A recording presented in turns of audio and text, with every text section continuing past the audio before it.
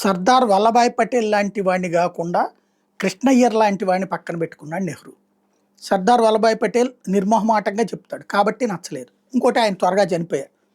ఒక విచిత్రం ఏంటంటే తన స్నేహం కోసం తన వాళ్ళ కోసం దేశాన్నే నాశనం చేసిన వాడు జవహర్లాల్ నెహ్రూ. ఎందుకు ఆ మాట అనాల్సి వస్తుందంటే చైనా వ్యవహార శైలిని గురించి ఆయన తెలుసుకోలేకపోవడం ఏంటి? ఫస్టే చెప్పాడు పటేల్, వినలేదు. అలాంటి చైనాతో స్నేహం చైనా భారత్ బాయి బాయి అంటూ మన గోడల మీద రాశాం, చైనా గోడల మీద రాయలే. వాళ్ళు మనల్ని శత్రువులుగానే చూశారు, మనల్ని ముంచేయాలని అనుకున్నారు.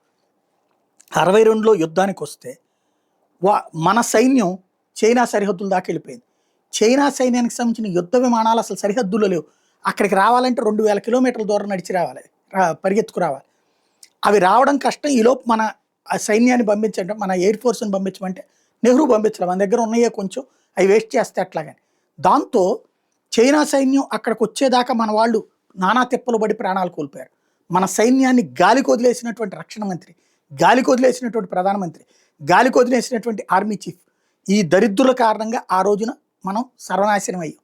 30,000 కిలోమీటర్ల భూభాగం ఆ రోజున చైనా స్వాధీనం చేసుకుంది. ఈ విషయాన్ని ఇప్పుడు తాజాగా ఎవరైతే సిడిఎస్ చౌహాన్ మళ్ళీ ఇంకొక 8 నెలలు ఆయన పొడిగిస్తున్నటువంటి సందర్భంలో ఆ విషయాన్ని చెప్పుకొచ్చారు. ఎయిర్ ఫోర్స్ కనుక ఆ రోజున సరిగ్గా వాడబడి ఉంటే చైనాకి అసలు అవకాశమే ఉండేది కాదు. మేము చైనాని గెలిచాము అనే ఆ మధ్యన అప్పుడు ఏదో చెప్పారు కదా, 62 గుర్తుపెట్టుకోండి అంటే మనం కూడా 65 గుర్తుపెట్టుకోండి అని చెప్పాం. 65లో లాల్ బహదూర్ శాస్త్రి వచ్చాక ఓడించాం చైనాని.